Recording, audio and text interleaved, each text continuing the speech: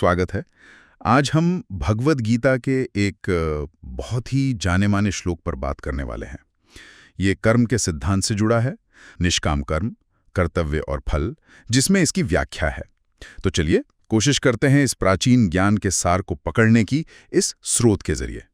श्लोक है, कर्मण्येवाधिकारस्ते मा फलेषु कदाचन मा कर्म फल हेतुर्भूर मा ते संगोस्त्व कर्मणि। ये श्लोक अक्सर सुनते हैं हम, पर इसका मतलब क्या है गहराई में? बिल्कुल। देखिए, इसका जो शाब्दिक अर्थ है वो तो काफी सीधा है कि कर्म करने में ही आपका अधिकार है, उसके फलों में कभी नहीं। और कर्म फल का कारण मत बनो और कर्म न करने में भी तुम्हारी आसक्ति मतलब लगाव न हो। पर ये सिर्फ एक लाइन नहीं है, ये अपने आप में यूं कहिए जीवन जीने का एक दर्शन है। हाँ, अधिकार सिर्फ कर्म पर, फल पर नहीं। सुनने में तो ये सरल लगता है, पर अगर सोचे तो ये बहुत गहरी बात है।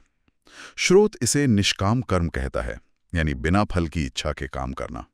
लेकिन क्या इसका मतलब ये हुआ कि हमें नतीजों की बिल्कुल परवाह नहीं करनी चाहिए? क्या ये मुमकिन भी है, प्रैक्टिकल है? ये बहुत अच्छा सवाल है। देखिए, परवाह न करने का मतलब ये नहीं कि आप बिल्कुल उदासीन हो जाएं। नहीं, इसका मतलब है कि जब आप कर्म कर रहे हैं तो आपका पूरा ध्यान, आपका फोकस उस कर्म पर हो, उसकी क्वालिटी पर, उसे सही तरीके से करने पर। फल की चिंता या उस पर मतलब बहुत ज्यादा निर्भर हो जाना, वो अक्सर हमारे काम की गुणवत्ता गिरा देता है या फिर हमें स्ट्रेस देता है ना? सोचिए, जैसे कोई स्टूडेंट है, अगर वो सिर्फ पास होने या टॉप करने के प्रेशर में पड़ रहा है, तो क्या वो सच में सीखने का मजा ले पाएगा? शायद नहीं। सही कहा। ध्यान प्रोसेस पर हो, आउटकम पर नहीं। लेकिन श्रोत में एक और हिस्सा है, माते संगो अस्त्वा कर्मणि, कर्म ना करने में भी आसक्ति ना हो। इसका क्या मतलब हुआ फिर? जी, ये भी उतना ही जरूरी है। ये श्लोक कर्म छोड़ने को नहीं कहता, ये फल की इच्छा छोड़ने को कहता है। ये हमें आलस या इनएक्शन से बचाता है। कर्म करना तो हमारा स्वभाव है, हमारा कर्तव्य है, भागना कोई सल्यूशन नहीं है। अच्छा। तो संदेश साफ है, कर्म करो, पूरी लगन से करो, लेकिन फल की चिंता में मत फंसो और कर्म करने से बचो भी मत।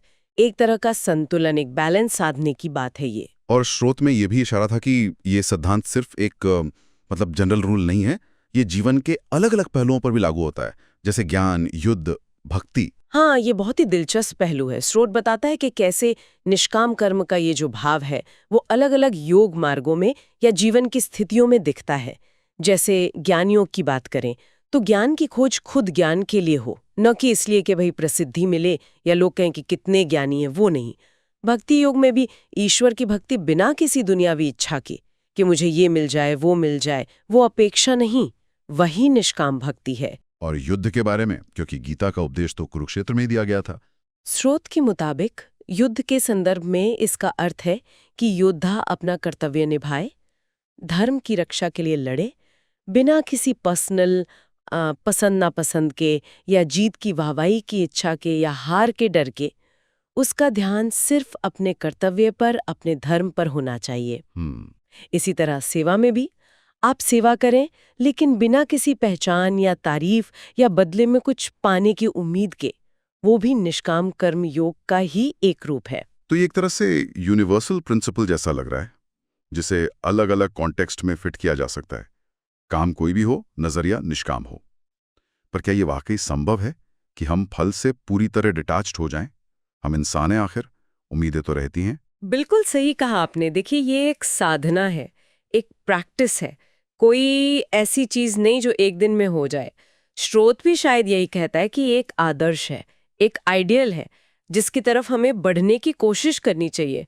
पूरी तरह से अनासक्त होना शायद बहुत ही मुश्किल हो, पर फल पर अपनी निर्भरता कम करना और अपने एफर्ट पर, अपने प्रयास पर ध्यान देना, ये सीखा जा सकता है। हाँ, ये बात सही है। और शायद यही मानसिक शांति भी देता है और अक्सर बेहतर नतीजे भी लाता है।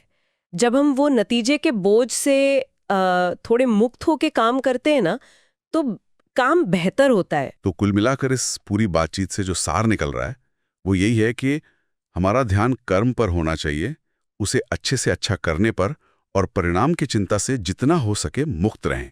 ये हमें एक्टिव भी रखता है, जिम्मेदार भी बनाता है और भविष्य के स्ट्रेस से भी बचाता है। बिल्कुल सही समझा आपने।